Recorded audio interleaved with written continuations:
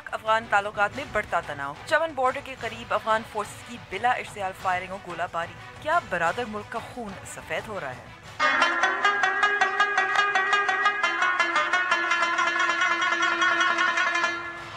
CPEC के लिए जंगलात की कुर्बानी। हजारा रीजन में हजारों दरख्तों की कटाई जारी। आलूदगी और मौसमियाती तब्दीलियों की जद में घिरा मुल्क कितना सहेगा?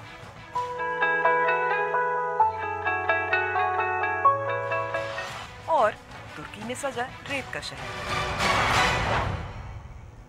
अस्सलाम वालेकुम and welcome to news wise. मैं हूं अंबर शमसी।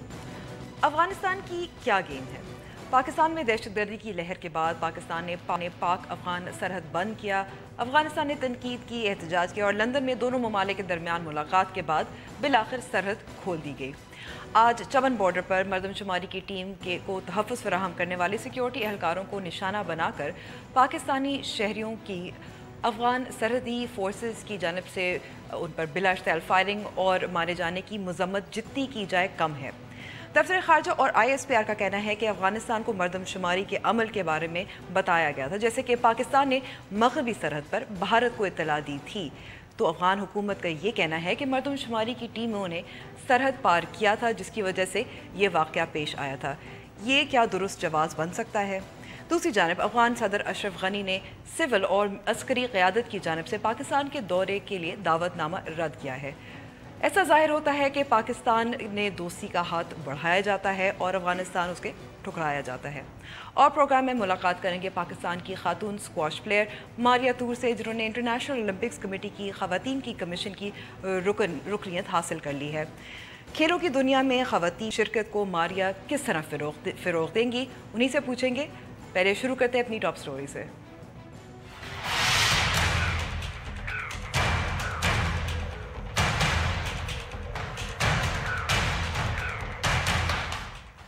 इस पे बात करने के लिए हमारे साथ मौजूद हैं सीनियर सहाफ़ी ताहिर खान साहब। बहुत शुक्रिया ताहिर साहब वक्त देने का।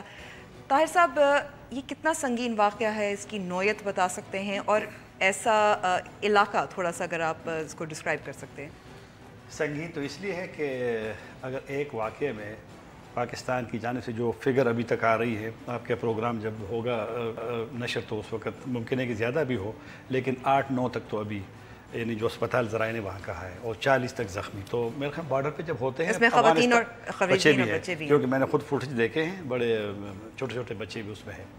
तो संगीन तो है, लेकिन एक और मुझे जो थोड़ा सा अंदाज़ा हो रहा है कि लगता है कि अफगान फोर्सेस कोई किसी उसमें इंतज़ार में थे शायद, या कोई इस तरह प्लान किया कि इतनी ज़्यादा फायरिंग जो घंटों घंटों जारी रही और काफ़ी घंटों फायरिंग का तबादला जारी रहा। तो एक तो ये, दूसरी बात है कि जो इस फायरिंग से दोनों के मौक़िफ़, पाकिस्तान का भी मौक़िफ़ है और उनका भी आया है। उनका जो मौक़िफ़ है पाकिस्तान का, तो आपने जिक्र भी किया कि वो कहते हैं कि पाकिस्तानी फोर्सेस उन्होंने क्रॉस किया था। मेरी नज़र में क्रॉस करने का तो शायद ये वाला वक्त पाकिस्तान कभी ये ना करता, क्योंकि अगर एक हफ़्ते में पाकिस्तान के 3 बड़े आला सतही वफूद जाते हैं जी, और उसमें ISI के चीफ भी हों, और पाकिस्तान फ़ौज का डेलीगेशन जो आर्मी चीफ ने ख़ुद भेजा है कि वहाँ ताज़ियत करे जो मज़ार शरीफ में हमला हुआ है, तो इस माहौल में मेरी नज़र में शायद पाकिस्तान ये वाला जो उनका मौक़िफ़ है कि ये लोग क्रॉस कर गए थे, तो ये मुनासिब शायद नहीं हो गए, उसमें ज़्यादा वज़न नहीं है। वज़न नहीं। और दूसरी तरफ जैसे मैंने जिक्र भी किया था कि भारत को भी इत्तला दी गई थी कि मरदमशुमारी का अमल सरहद के पास करीब होगा, वहाँ इस किस्म का वाक़या नहीं हुआ। ज़ाहिर है जो क्रॉस बॉर्डर फायरिंग तो दूसरी वजूहात से चलती रहती है। अफ़गानिस्तान के इसलिए ज़रा ये वाला थोड़ा सा ज़्यादा गलत है कि भारत के साथ चलो अगर होता भी है, अफ़गानिस्तान के साथ हम अक्सर जब बॉर्डर पे ये पोलियो का करते हैं, पोलियो का करते हैं। ताहिर साहब हमारे साथ दफ्तर ख़ारजा के तर्जुमान नफीस ज़करिया भी। नफीस साहब शुक्रिया वक्त देने का। नफीस साहब, फायरिंग का तबादला जो है रुक गया है, मज़ीद जो है पाकिस्तान का रद्द अमल, उसके बारे में बता सकते हैं? आप चमन बॉर्डर की बात करें, आपकी आवाज़ बहुत लो है। चमन बॉर्डर के हवाले से बात कर रही हैं? जी जी जी जी, आप आवाज़ क्लियर है। मैं इस सिलसिले में जो है बस ये कहना चाहूँगा कि हमने जो है आज इनके नाज़िमुल उमूर को बुला कर जो है अपना प्रोटेस्ट लॉन्च किया है, उसकी तरदीद की थी यहाँ पर, और इस सिलसिले में हमने अपनी प्रेस रिलीज भी इशू की है। یہ اس پہ ہمارا بڑا سیریس کنسرن ہے، کیونکہ افغان فورسز جو ہے جو انہوں نے چمن پہ فائرنگ کی ہے، باوجود اس کے کہ ہم نے ان کو پہلے ہی ان کی گورنمنٹ کو تھرو ڈپلومیٹک چینلز کنوے کر دیا تھا کہ ہمارے جو سینسس کی ٹیم ہے وہاں پر سینسس کے سلسلے میں اپنا جو بھی کام کر رہی ہے، اور اس سلسلے میں ان کو کوآرڈینیٹس بھی دیے گئے تھے، اور وہ ہماری ہی ٹیریٹری پہ پاکستان کی سائڈ پر جو ہے وہ لوگ یہ ایکٹیویٹی کیری آؤٹ کر رہے تھے جب انہوں نے اس کے اوپر اٹیک کیا ہے۔ اس میں یہ ہوا ہے کہ غالباً وہاں پہ جو لوگ رہتے ہیں ویسا تو سینسس لوگوں کا ہی ہو رہا، تو وہ بھی اس کا شکار ہوئے ہیں، اور افسوس اس بات کا ہے کہ قیمتی جانیں ضائع ہوئی، جس میں عورتیں ہیں، بچے ہیں، اور کافی لوگ زخمی بھی ہوئے، تو اسی لیے ہم نے جو ہے ان کو بلا کر یہ تلبی کی ہے، اور اس کو ان کو جو ہے اس پہ اپنا ڈیمارچ دیا ہے اور پروٹیسٹ لانچ کیا ہے۔ ہمارا جو بارڈر ہے پاکستان افغانستان کا بڑا کلیئرلی ڈیمارکیٹڈ ہے، اور اس کے جو میپس ہیں، اوتھینٹیکیٹڈ میپس ہیں، جی دونوں گورنمنٹ کے پاس اویلیبل ہیں۔ تو یہ ہم لوگ جو کر رہے تھے وہ ایسا تھا we were our own sovereign right to carry out this activity. تو اب ہم نے ان کو یہی کہا ہے بیسیکلی کہ they should immediately ودرا those elements جو کہ یہ کام کر رہے ہیں وہاں پہ، جو ہاسٹیلٹی کریٹ کر رہے ہیں، اور یہ کہ یہ امیڈیٹلی جو ہے فائرنگ اسٹاپ ہونی چاہیے، کیونکہ پاکستان سے دین پاکستان جو ہے وہ اس پہ اپنے میجرز لے گا۔ ٹھیک ہے، اچھا میں یہ آپ سے بھی نفیس صاحب پوچھنا چاہ رہی تھی کہ صدر اشرف غنی نے جو دعوت نامہ تھا اس کو ریجیکٹ کر دیا، تو کیا جو ابھی سننے میں آ رہا تھا کہ چیف ایگزیکٹو عبداللہ کو بھی دعوت نامہ دیا گیا تھا، وہ آئیں گے پاکستان یا نہیں؟ جو چیف ایگزیکٹو ہیں عبداللہ صاحب، ان کا تو آؤٹ اسٹینڈنگ ہے ہمارا انویٹیشن، ٹھیک ہے، اور بیسیکلی میں آپ کو یہ کہنا چاہوں گا کہ پاکستان جو ہے وہ مستقل اس کوشاں ہے اس چیز کے اوپر کہ ہم جو ہے سارے جو مسئلے مسائل ہیں افغانستان کے ساتھ پیسفلی نیگوشیٹ کر کے اس کو ختم کیا ہے، اور اسی لیے آپ نے اگر دیکھا ہوگا تو نوٹ کیا ہوگا تو ہمارے جو ایڈوائزر ہیں وہ لندن میں ان کے نیشنل سیکورٹی ایڈوائزر سے ملے بھی تھے، اس کے علاوہ بھی کچھ ایکسچینجز ہوئی تھی، پھر بیچ میں جو ہے ہمارے طرف سے ایک دو ڈیلیگیشن بھی گئے ہیں وہاں افغانستان۔ تو غرض یہ کہ پاکستان جو ہے ان آل سنسیئرٹی وہ اس کوشش میں ہے کہ افغانستان میں جو ہے وہاں کے حالات میں بہتری آئے، اور ہمارے ان کے درمیان میں کسی قسم کی اگر کوئی مس انڈرسٹینڈنگ ہوتی ہے تو وہ بات چیت کے ذریعے ختم ہو، اور اسی لیے ہم چاہتے ہیں کہ ایک کوآپریٹو میکنزم ہو، جس پہ انہوں نے بھی اگری کیا، یہ نہیں کہ انہوں نے اگری نہیں، اچھا اگری کر چکے ہیں، جی جی بالکل انہوں نے اگری کیا ہے کہ کوآپریٹو میکنزم ہو چاہیے، جو ہمارے ایشوز ہیں ان کو جو ہے اس سے بات چیت ہونی چاہیے، بالخصوص جو بارڈر مینجمنٹ کے حوالے سے چیزیں ہیں وہ طے ہونی چاہیے طریقے سے، اور اس کے علاوہ جو کامن تھریٹ ہے ہم دونوں کو، وہ ٹیررزم کی، کراس بارڈر ٹیررزم کی، وہ اس کو ایڈریس ہو۔ ٹھیک ہے، نفیس زکریا صاحب بہت شکریہ اپنا وقت دینے کا۔ طاہر صاحب، میکنزم، کوآپریشن، اگریمنٹ، لیکن پھر ایسا واقعہ، یہ جو لندن والی بات کی ہے نا نفیس صاحب نے، یہ بالکل اہم ہے، اسی میں یہ میکنزم پہ یہ ایگری کر گئے تھے، زیادہ چیزیں تو باہر نہیں آئی، لیکن جو ہماری آگے پیچھے رابطے ہوتے ہیں تو یہی ہوا تھا، اور تھوڑی سی کچھ بیانات بھی مثبت آئے تھے۔ یہ والا جو بار بار ذکر ہو رہا ہے نا کہ صدر نے دعوت مسترد کر دی ہے، یہ بڑا عجیب سا بھی ہے کہ انہوں نے تمام ڈیٹیلز کو میڈیا کے ساتھ اس کو مطلب ہے کہ معلومات فراہم کی، ان کو شیئر کیا، اور وہاں سے ایک عجیب سی کیفیت پیدا ہو گئی، اور ڈاکٹر عبداللہ والی بات درست ہے کہ اس نے آنا تھا، لیکن اب مجھے نہیں پتا کہ یہ والا جو واقعہ ہوا ہے اس کا کیا، وہ پہلے میں پولیو والی بات کر رہا تھا کہ پولیو پہ پاکستان افغانستان دونوں بارڈر پہ اکٹھے کرتے ہیں، کیونکہ وہاں سے اس طرف سے کبھی مسائل ہوتے ہیں، شاید تو پاکستان ان کو فیسیلیٹیٹ بھی کرتا ہے، ان کے لوگوں کو پولیو بھی کراتا ہے، اور یہ جو افغان کہتے ہیں نا کہ پاکستان نے کراس کیا تھا، تو پھر کیجولٹیز تو پاکستانی ایف سی کی ہونی چاہیے تھے، فرنٹیر کور کی، یا پاکستانی جو سیکنڈ پہ وہاں پر فوجی ہوتے ہیں، لیکن تو سویلین ہے۔ تو میرے خیال میں یہ جو کچھ دورے ہوئے تھے تو کچھ تو وہاں سے تو منفی چیزیں آ گئی، لیکن شاید وہ جو ہم اکثر کہتے ہیں نا کہ کچھ عناصر ہوتے ہیں جو سرے سے اگر کوئی کوششیں شروع بھی ہو جائے تو میرے خیال میں وہ پھر اس کو ناکام بناتے. تو ممکن ہے کہ یہ جو واقعہ ہوا ہے وہی عناصر پھر سرگرم ہے کہ کہیں اگر ڈاکٹر عبداللہ نے جانا بھی ہے, کیونکہ صدر نے کہا میں نہیں جاؤں گا, لیکن اگر عبداللہ نے جانا ہے تو وہ بھی نہ جائیں.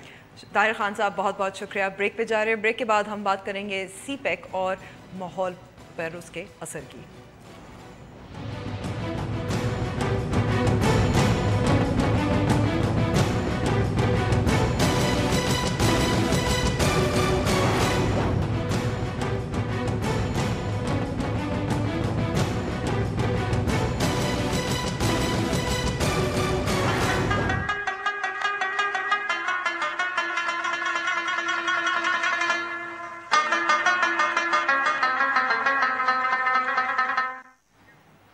سی پیک کی 2445 کلومیٹر کی جو طویل اس کا جو رستہ ہے, اس پر جو ماحول پہ اثر ہے وہ کتنا ہے. کچھ ایک رپورٹ آئی ہے, ہیرلڈ میں چھپی ہے, اس کا کہنا ہے کہ کچھ ایسے حصے ہیں جس میں ہزاروں کی تعداد میں درخت کٹے گئے ہیں, اور کہیں کہیں جو ہے انوائرمنٹل امپیکٹ اسیسمنٹ صحیح طرح سے نہیں ہوئی.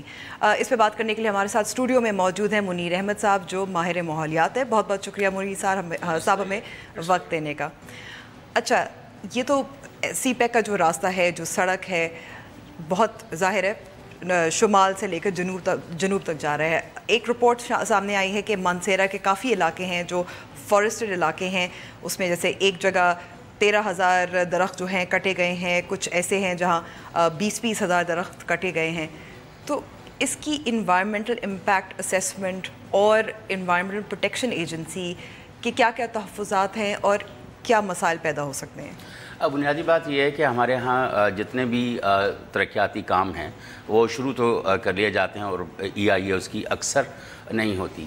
ابھی تک جو ہے جو مختلف ماہرین ہیں یا دوسرے عوام جو ہے وہ اس کے اوپر کافی بات کرتے رہی ہے کہ سی پیک کا ایک تو اوور آل جو آؤٹ لائن ہے وہ ہمیں صرف پتہ ہے کہ ڈیٹیل میں کیا صورتحال ہے, لیکن روڈ نیٹ ورک جو ہے اس پہ بالکل پاکی پی کے پاس جو ہے وہ دجی کوٹ سے ٹیکسلا تک انہوں نے کچھ 435 کلومیٹر کی EIA رپورٹ بھیجی ہے اور وہ انہوں نے اپروو بھی کر دی ہے. ظاہر ہے کہ فیڈرل گورنمنٹ اگر کوئی EIA کی رپورٹ بھیجے گی تو ان کا جو ماتحت ادارہ ہے گریڈ 19-20 کے افسر کی کیا مجال ہے کہ وہ اس EIA کو ایز اٹ از اپروو نہ کرے. ٹھیک ہے, ایک بات. اور دوسری بات یہ ہے کہ بہت سارے جو کنسٹرکشن کے کام ہو رہے ہیں اس کے اوپر EIA ہوتی ہی نہیں, ہوتی بھی ہے تو وہ انتہائی ناقص ہوتی ہے. اور چونکہ اگر خیبر پختونخوا کو لے لیں یا گلگت بلتستان کو لے لیں یا بلوچستان کو لے لیں, پنجاب کا اگر کچھ حصہ اس کے ساتھ انہوں نے کرنا ہے, خیبر پختونخوا, مطلب آئی کانٹ بلیو کہ کوئی بھی چیز جو ہے کہ وہ بہت زیادہ اس طرح سے ہوتی ہے جس طرح سے ہونی چاہیے. اور ظاہر ہے کیونکہ آپ نے بات کی گلگت بلتستان کی, خیبر پختونخوا کی, اور یہ وہ علاقے ہیں جو ہیویلی فارسٹڈ ہوتے تھے یا فارسٹڈ ہیں, تو جو ڈیمیج ہے, جو نقصان ہے وہاں بہت زیادہ ہوگا. اور بالکل ہے. اب دیکھ لیں کہ پورے صرف اس کے علاوہ بھی اگر آپ دیکھ لیں, مطلب جتنے اب آپ نے بتایا کہ اتنے درخت جو ہیں وہ کٹ چکے ہیں, 20,000 وہاں سے کاٹ دیے, 17,000 وہاں سے کاٹ دیے, 13,000 وہاں سے کاٹ دیے. کہتے ہیں کہ ہم درخت کاٹ رہے ہیں اور ہم ٹری پلانٹیشن کر رہے ہیں. اس دن میری ایک بڑے سینئر سرکاری افسر سے بات ہو رہی تھی. میں نے کہا مجھے یہ بتائیے کہ آپ درخت کاٹتے ہیں, لگاتے آپ پودے ہیں, تو انہوں نے کہا ہے کہ اس میں سیپلنگ میں اور ٹری میں کیا فرق ہے. میں نے کہا یہ اتنا ہی فرق ہے کہ جتنا ایک نوزائیدہ, یعنی آپ ایک نیا بچہ پیدا کرنے کے لیے یا ایک نئے بیبی کے لیے آپ ایک آدمی کو مار دیں, تو یہ اتنا ہی فرق ہے کہ آپ ایک پودا لگاتے ہیں اور اس پودے کا مستقبل ہمیں کچھ معلوم نہیں ہے. آپ کہتے ہیں جی ہم نے, پہلی بات تو یہ ہے کہ یہ جو کلیم کرتے ہیں ہم نے اتنے ملینز لگا دیے, آن گراؤنڈ کبھی کسی نے جا کے اس کی مانیٹرنگ کیا کہ اتنے ملینز لگ گئے ایک ایک پودا گنا. لیکن یہ ہے کہ کبھی بھی جو درختوں کی کٹائی ہے اور چیزیں ہیں وہ کبھی بھی متبادل نہیں ہو سکتی. ہم یہ عام طور پہ جو بات کرتے ہیں کہ پائیدار ترقی کا جو کانسیپٹ ہے کہ آپ کتنا نقصان کر رہے ہیں انوائرمنٹ کا, اس کی وجہ سے کتنا جو سوشل امپیکٹ ہے وہ آ رہا ہے, اس کو بھی اسیس کیا جانا چاہیے. اور جب آپ انٹرنیشنل آپ کی جو کمٹمنٹس ہیں اس کو آپ کس حد تک پورا کر رہے ہیں. ہم مانتے ہیں کہ چائنا سے ہماری محبت بہت زیادہ ہے, لیکن آپ کسی ملک کی محبت میں کتنا کچھ گنوا سکتے ہیں.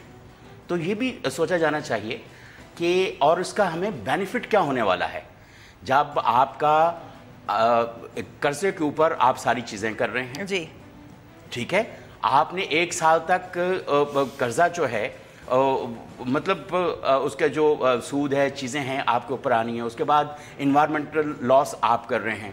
اور کچھ اطلاعات یہ بھی ہیں کہ یہاں پہ جتنی بھی فیکٹریاں لگیں گی اس کے اندر ظاہر ہے کہ جو مین پاور استعمال ہوگی یا اس کو بنانے میں اور اس کو چلانے میں وہ بھی چائنا کا ہے. تو ہم ان معاملات پہ اپنے پروگرام میں تو اٹھاتے رہے, لیکن اگر ہم ماحول پر کی طرف واپس آ سکتے ہیں, مثال کے طور پر اپریل میں ایک Pakistan business man intellectuals forum کی ایک ملاقات ہوئی تھی, اجلاس ہوا تھا, اور انہوں نے بھی ماحول کے بارے میں بات کی تھی, اور ان کا کہنا تھا کہ 7,000 جو ٹرک ہیں وہ روزانہ کی بنیاد پر گزریں گے, اس پہ پھر کاربن ڈائی آکسائڈ کی ایمیشنز کتنی ہوں گی وغیرہ وغیرہ. تھوڑی سی روشنی ڈال سکتے ہیں؟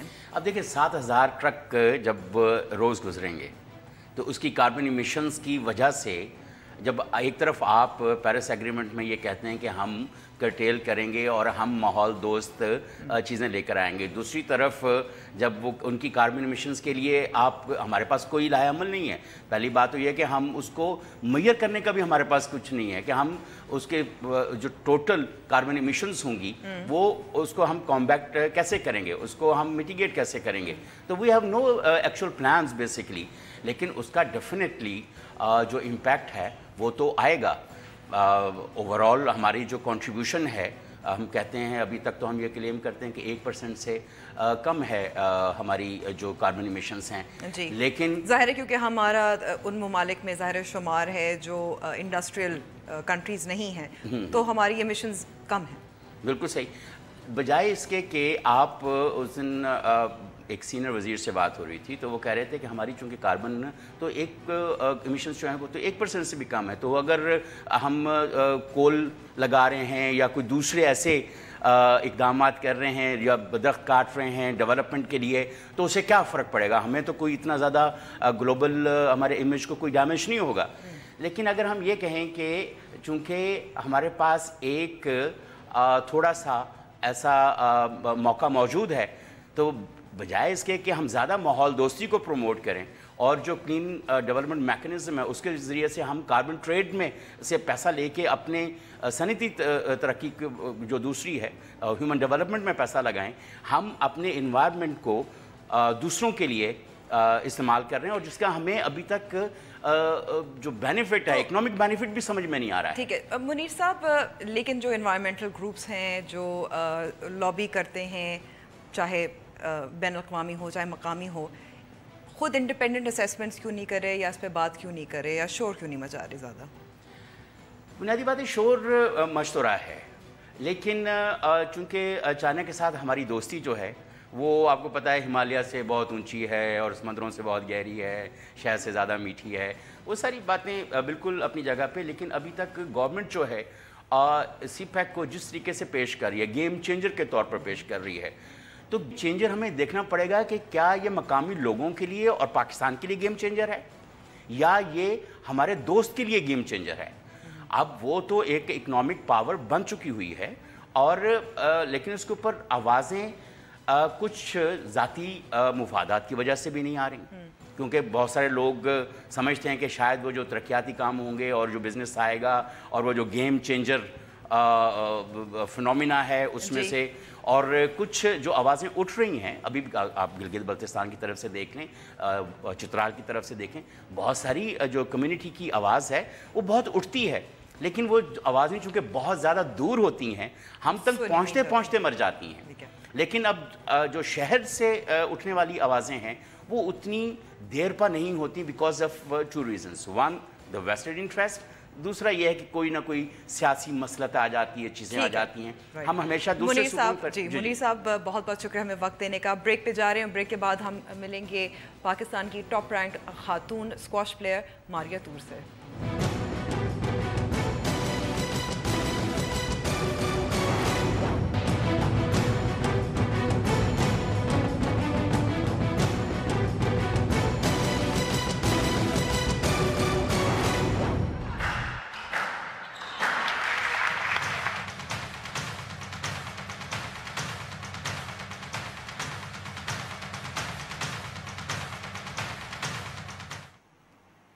ملتے ہیں ماریا تور سے جو پاکستان کی ٹاپ رینکڈ خاتون اسکواش پلیئر ہے اور جن کو حال ہی میں انٹرنیشنل اولمپکس کمیٹی کی طرف سے اسپورٹس کمیشن میں رکنیت حاصل ہے.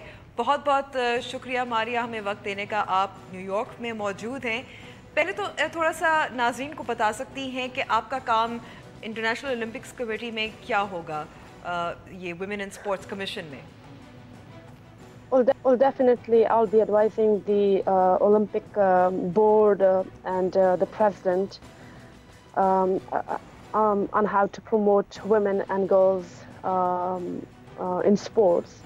I'll be also, talking about bringing awareness about harassment and abuse in sports. So it's all about well-being of Maria girls اگر ناظرین کے تھوڑا سا اردو میں آپ بتا سکتی ہیں کہ اولمپکس کمیٹی کی جو آپ کو نامزد کیا گیا ہے کوشش کیا ہے کہ زیادہ سے زیادہ خواتین جو ہیں اور ڈائیورسفائڈ علاقوں سے یعنی کہ افریقہ ایشیا وغیرہ سے زیادہ سے زیادہ کھیلوں کے شعبے میں آئیں؟ جی میری رسپانسبلٹی تو پوری دنیا میں ہے لیکن پاکستان کے حوالے سے میں یہ کہوں گی کہ ڈیفینیٹلی میری رسپانسبلٹی جو ہے وہ خواتین اور لڑکیوں کو اسپورٹس میں ان کی اسپورٹس کو پروموٹ کرنا اور ان کے ویل بینگ کے لیے کام کرنا ہے اور ان کے لیے ایک رسپیکٹیبل انوائرمنٹ ہو, کمفرٹیبل انوائرمنٹ ہو جہاں پہ وہ بہتر پرفارم کر سکے. ان کو ہراسمنٹ کا مسئلہ ہو یا پھر اسپورٹس میں جو ڈفرینٹ قسم کی جو ایبیوز ان اسپورٹس جو ہوتے ہیں ایبیوزز جو ہوتے ہیں ان کے حوالے سے پھر ان کو بھی ان کے حوالے سے اویئرنیس لانا یہ میرے ڈیوٹیز میں شامل ہوگا. اور ابھی ہمارے نومبر میں جو میٹنگز آ رہی ہیں اس میں ہمیں اور بھی زیادہ بریف کیا جائے گا.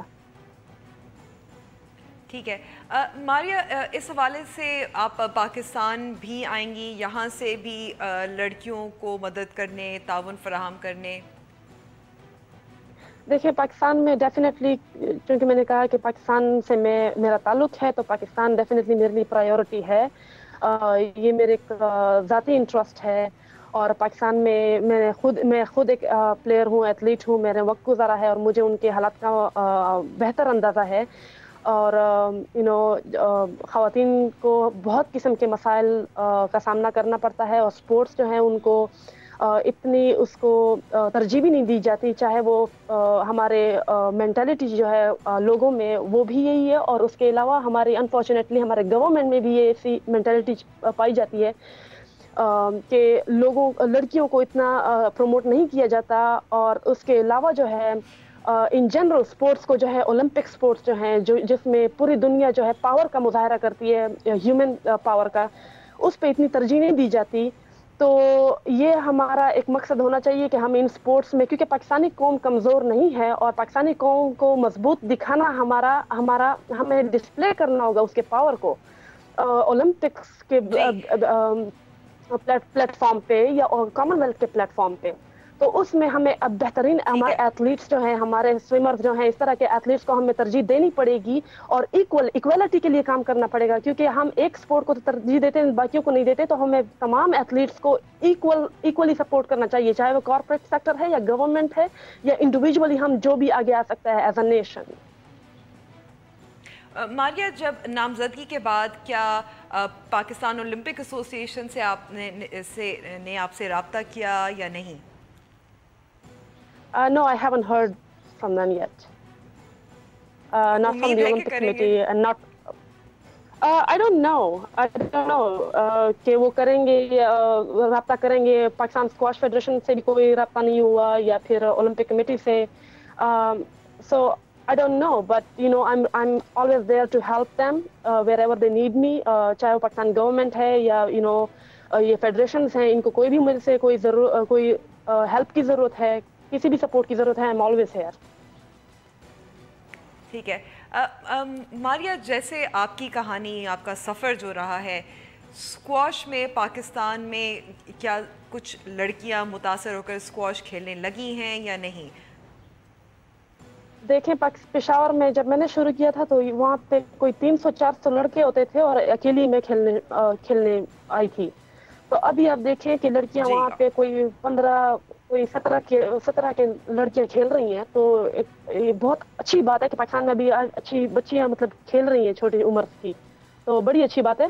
सिर्फ ये कि सपोर्ट अगेन मैं कहूँगी कि पूरी कौम सपोर्ट करे, लड़कियों को सपोर्ट करना, बच्चियों को सपोर्ट करना, ये हमारी जिम्मेदारी होनी चाहिए। पाकिस्तान एक ऐसे फेज से गुजर रहा है कि इसमें हम सबको आगे आना चाहिए, और बच्चियों को स्पोर्ट्स एक बहुत ज़रूरी है अभी इस मुल्क के लिए, क्योंकि हमारे मुल्क में ऐसे हालात हैं, क्योंकि बेरोजगारी भी है, गुर्बत भी है, और लोग परेशान हैं, और उस परेशानी को उससे हमारी मेंटली डिस्टर्ब है हमारे लोग।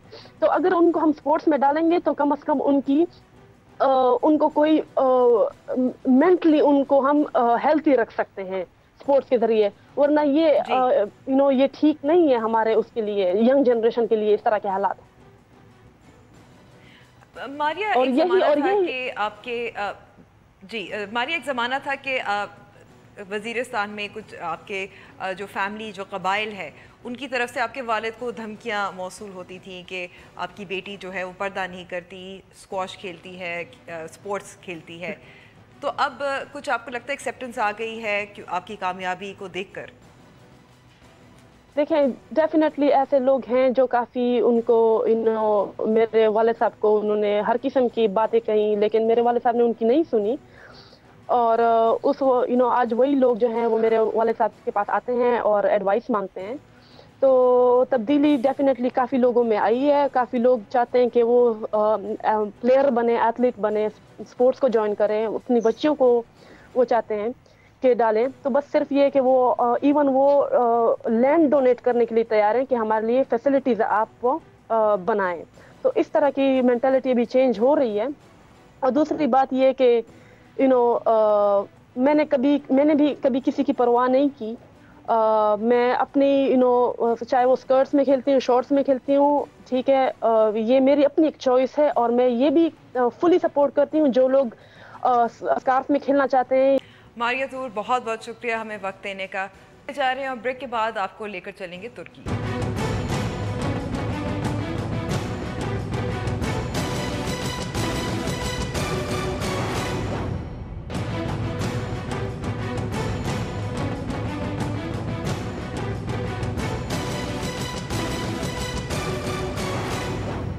न्यूज़ वाइज में एक बार फिर खुशामदीद। तुर्की के शहर अंतालिया में सजा है मिट्टी और रेत के मुजस्मों का शहर।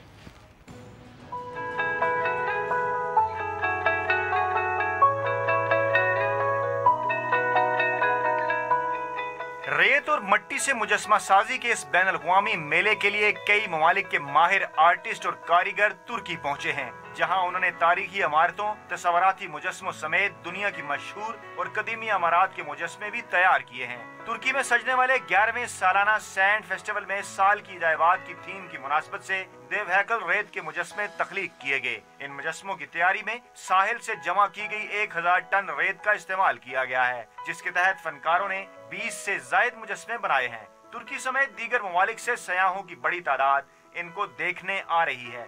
इस मेले में सजे देवहैकल मुजस्मे रात को रंग बिरंगी रोशनियों में अलग ही मंजर पेश करते हैं। ये मेला 3 रोज तक जारी रहेगा और मुंतजमीन का ख्याल है कि इस मेले को देखने तकरीबन 1 लाख लोग आएंगे। न्यूज़ वाइज का वक्त अब ख़त्म हुआ है और उम्मीद करती हूँ कि प्रोग्राम पसंद आया है। अगर आप हमसे रब्ता करना चाहें, चाहे अफ़गान पाकिस्तान तनाव के बारे में, या सीपैक के माहौलियाती असर के बारे में, या मारिया तूर से जो हमने इंटरव्यू किया उसके बारे में बताना चाहें, तो हमारा फेसबुक पेज और ट्विटर हैंडल मौजूद है। हमने आज दिलचस्प वीडियो नहीं चलाई, अगर आपकी कोई तजवीज़ हो तो वो भी हमें बता सकते हैं। न्यूज़ वाइज का वक्त अब ख़त्म हुआ है और मुझे इजाज़त दीजिए मंडे तक। खुदाफिज़।